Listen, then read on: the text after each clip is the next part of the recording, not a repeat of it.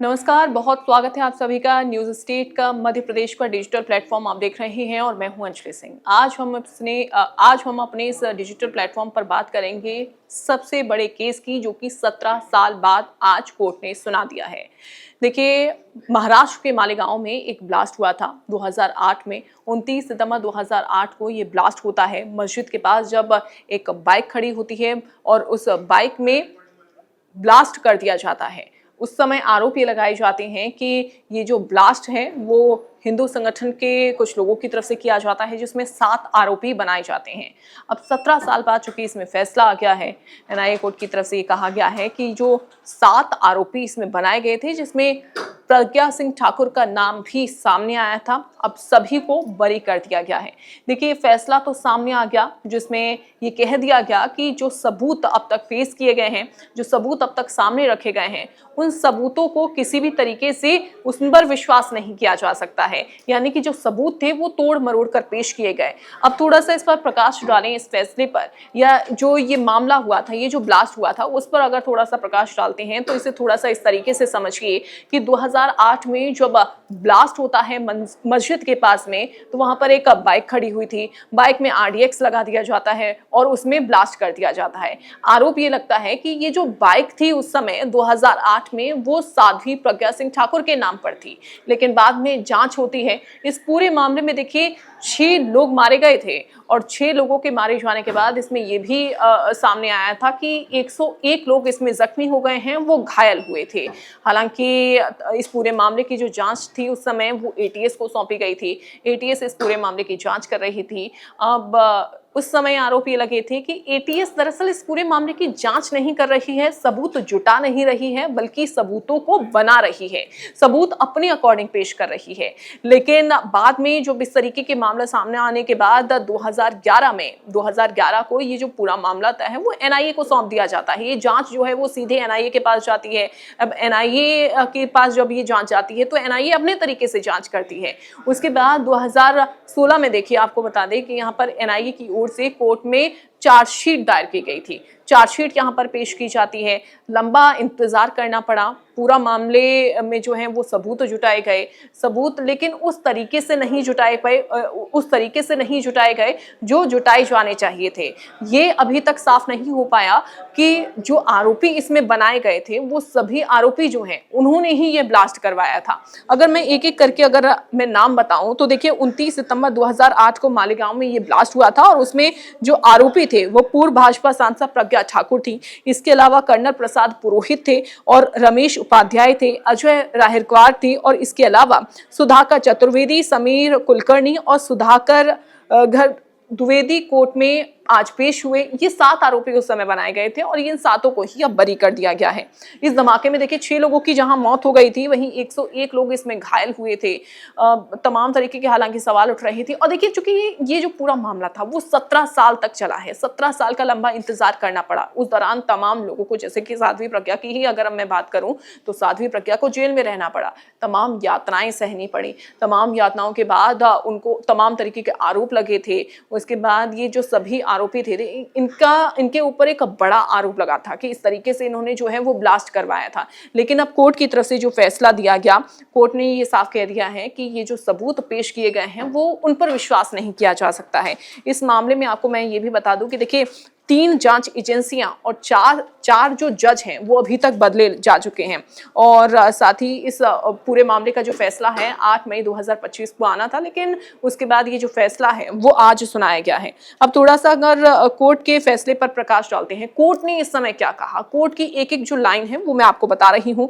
देखिए, कोर्ट ने ये कह दिया है कि दोषी साबित करने के लिए कोई ठोस सबूत होने चाहिए। क्योंकि जो अदालत है वो सबूतों पर विश्वास करती है, और अगर सबूत नहीं है और हम ये कह दें कि इस पूरे मामले के लिए आगे और सबूत जुटाए जाएंगे, और 17 साल में अगर अभी तक सबूत नहीं जुटाए गए हैं तो इस पूरे मामले को आगे खींचने का कोई मतलब नहीं है। इसलिए बरी कर दिया जाता है 7 आरोपियों को।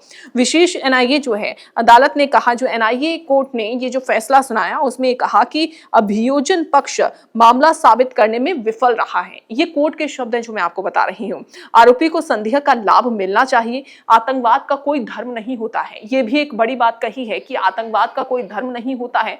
क्योंकि ये तमाम आरोप विपक्ष की ओर से लगाए जा रहे थे कि जो भगवा है इस तरीके से यहाँ पर आतंकवाद का नाम ले लिया गया है। इसके अलावा ये कहा गया कि जो हमला है वो करवाया गया था, क्योंकि कोई भी धर्म हिंसा की वकालत नहीं कर सकता। अदालत केवल धारणा और नैतिक सबूतों के आधार पर किसी को दोषी नहीं ठहरा सकती है। इसके लिए ठोस सबूत होने चाहिए। जैसा कि मैं आपको बता रही हूँ कि कोर्ट ने ये कहा है कि ठोस सबूत होने चाहिए। इसके अलावा जो बाइक का जिक्र भी देखिए कोर्ट में हुआ, कोर्ट ने कहा कि धमाके के बाद पंचनामा ठीक से नहीं किया गया। जो पंचनामा जिस बाइक का बनाया गया था वो ठीक से नहीं हुआ है। घटना स्थल से फिंगरप्रिंट नहीं किए गए, बाइक का चेसिस नंबर भी किसी ने रिकवर नहीं किया है, क्योंकि आखिरकार वो किसका था। साध्वी प्रज्ञा उस बाइक की मालिक थी, ये सिद्ध नहीं हो पाया है। जो कि साध्वी प्रज्ञा की ओर से तो ये कह दिया गया था कि मेरी जो बाइक है वो 2 साल पहले ही चोरी हो गई थी, मेरी जो बाइक है वो 2 साल पहले ही चली गई थी। यानी कि ये तो कोर्ट ने माना ही नहीं कि जो बाइक थी वो साध्वी प्रज्ञा की थी। और यही वजह रही कि एक और इसमें ये जो स्ट्रॉन्ग सबूत है वो यहाँ पर कोर्ट में रखा गया। फिर कोर्ट ने कहा है कि प्रोसिक्यूशन ने ये तो साबित कर दिया है कि मालेगांव में धमाका हुआ, लेकिन ये वो साबित नहीं कर पाया कि आखिरकार धमाके में कौन लोग शामिल रहे हैं। इसके अलावा बाइक में बम प्लांट किसने किया था, ये भी फिलहाल प्रोसिक्यूशन ने साबित नहीं किया। हम इस नतीजे पर पहुंच रहे हैं, यानी कि जो कोर्ट है वो ये कह रहा है कि हम इस नतीजे पर पहुंच रहे हैं कि घायल लोगों की संख्या 101 नहीं बल्कि 95 थी। कुछ मेडिकल सर्टिफिकेट भी जिनमें हेरफेर किया गया है, यानी कि ये तो बदले गए हैं। अब देखिए फैसला आ जाता है, आज ये फैसला सुना दिया गया, 7 आरोपियों को इसमें बरी कर दिया गया है। लेकिन एक बड़ी बात ये है कि इसमें जितने भी पीड़ित हैं अब उनकी तरफ से कहा जा रहा है कि हमको न्याय नहीं मिला है। वहीं दूसरी तरफ अगर देखा जाए तो देखिए असदुद्दीन ओवैसी की तरफ से ये सवाल उठ रहे हैं। उनका कहना है कि अब हम हाई कोर्ट जाएंगे, क्योंकि हमें तो ऐसी उम्मीद ही नहीं थी कोर्ट से। कोर्ट ने जो फैसला सुनाया, हमें उम्मीद थी कि जो कोर्ट है वो फैसला सुनाएगा और आरोपियों का नाम लेगा, आरोपियों को सजा देगा। लेकिन असदुद्दीन ओवैसी कहते हैं कि ये जो फैसला है उससे ऐसी उम्मीद नहीं थी, या नाउम्मीदी वाला जो फैसला है वो आ गया है।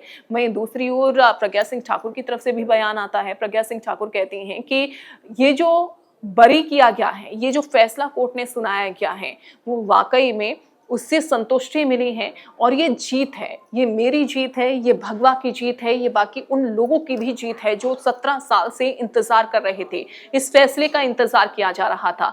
लेकिन अब सवाल यहाँ पर ये भी उठता है कि देखिए एक तरफ तो ये मांग की जा रही है, ये कहा जा रहा है, जहाँ असदुद्दीन ओवैसी ये कह रहे हैं कि फैसले से हम संतुष्ट नहीं हैं, हम तो भाई हाईकोर्ट का रुख करेंगे। वहीं दूसरी ओर जो पीड़ित पक्ष है, यानी कि जिन लोगों ने अपनों को इस हमले में खोया, 2008 में जिन लोगों ने अपनों को खो दिया या जो लोग जख्मी हो गए, उनका कहना है कि हमें तो इसमें इंसाफ ही नहीं मिला है, अब हम हाई कोर्ट का रुख करेंगे, हम सुप्रीम कोर्ट का रुख करेंगे। लेकिन वहीं अब इसमें यह देखना होगा कि वाकई में क्या इस पूरे मामले में सुप्रीम कोर्ट का रुख होता है, क्या हाई कोर्ट का रुख जो असदुद्दीन ओवैसी करने की बात कर रहे हैं, क्या इस पूरे मामले में अब हाई कोर्ट का रुख किया जाता है, क्योंकि ये तो इसमें साफ नहीं हो पाया है। भले ही ये कह दिया गया हो कि जो 7 आरोपी बनाए गए थे वो बरी हैं, उनकी तरफ से कुछ भी नहीं किया गया है, सबूत सही से कोर्ट में पेश नहीं किए गए हैं, लेकिन किसने ये ब्लास्ट करवाया, ये भी तो एक बड़ा सवाल बनता है। अब इसका खुलासा कब तक हो पाएगा, हालांकि वो देखने वाली बात होगी, और क्या पीड़ित पक्ष वाकई में कोर्ट जाता है वो भी देखना होगा। फिलहाल के लिए बस इतना ही।